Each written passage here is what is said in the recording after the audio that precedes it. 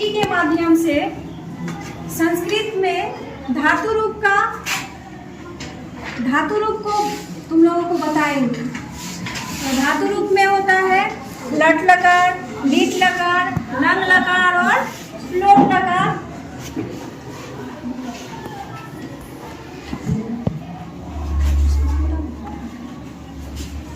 धातु रूप लेकर आज हम लट, लिट, लंग, लोट और विधिलिंग लकार के धातु रूपों के विषय में चर्चा करेंगे।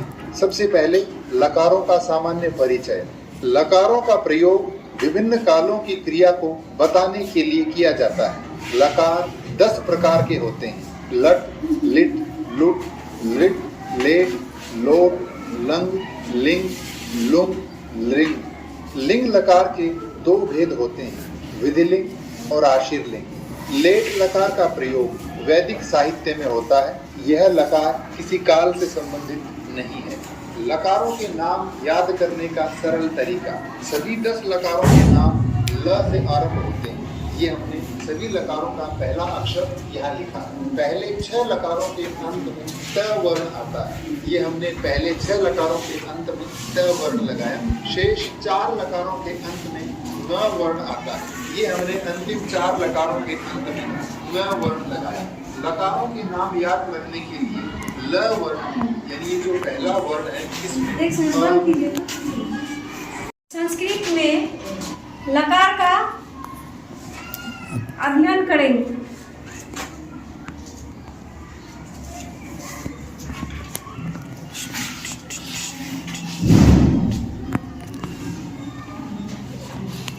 एक बार फिर उपस्थित हूँ आपके सामने संस्कृत धातु रूप लेकर। आज हम लट, लिट, लंग, लोट और विधिलिंग लकार के धातु रूपों के विषय में चर्चा करेंगे।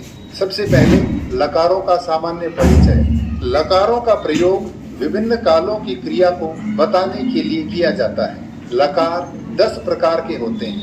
लट, लिट, लुट, लिट, लेट, लोट, लंग, लिंग, लुंग, लिंग। लिंग लकार के 2 भेद होते हैं, विधिलिंग और आशीर्लिंग। लेट लकार का प्रयोग वैदिक साहित्य में होता है।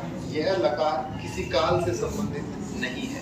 लकारों के नाम याद करने का सरल तरीका। सभी 10 लकारों के नाम ल से आरंभ होते हैं। ये हमने सभी लकारों का पहला अक्षर यहाँ लिखा है। पहले 6 लकारों के अंत में ट वर्ण आता है। ये हमने पहले 6 लकारों के अंत में ट वर्ण लगाया। शेष 4 लकारों के अंत में न वर्ण आता है। ये हमने अंतिम 4 लकारों के अंत में न वर्ण लगाया। लकारों के नाम याद रखने के लिए ल वर्ण में यानी ये जो पहला वर्ण है इसमें अ, ई, उ, रि, ए, ओ ये स्वर जोड़ेंगे। जैसे पहले 6 लकारों में हमने अ, ई, उ, रि, ए, ओ जोड़ा। शेष 4 लकारों में ये पहले 4 वर्ण पुनः जोड़ते हैं। आपने जो अभी देखा आईसीटी के प्रयोग से जो हम लोग अभी बताए कंप्यूटर पर, तो समझ गए आप लोग। इसमें जो है लकार का प्रयोग क्यों किया जाता है?